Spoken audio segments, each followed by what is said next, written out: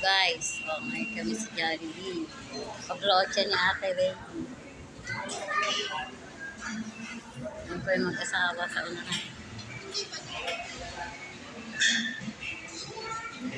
Jollibee naman. O. Ito po yung nag-graduate. Congrats. O. Di ba ang pogi, o?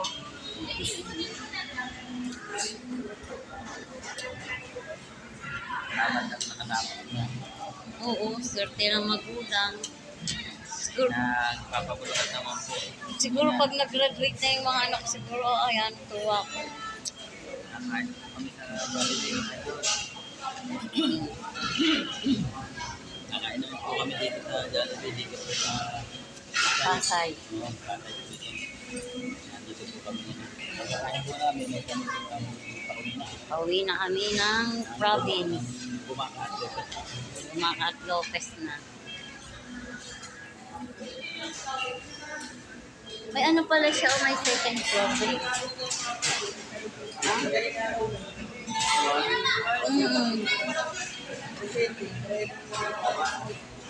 Oo, tama nga. Pag ako umorder ng Jollibee, baka nga mapalis pa.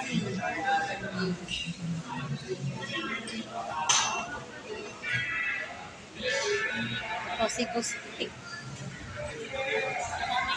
Si ate. Yan yung ina. O yan. Proud po ako dyan kasi nakapag-paaral siya ng anak.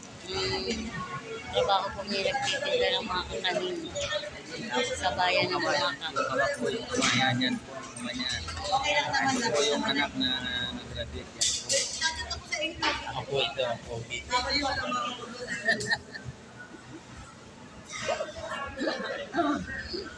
Oy, foreigner po, kalbo.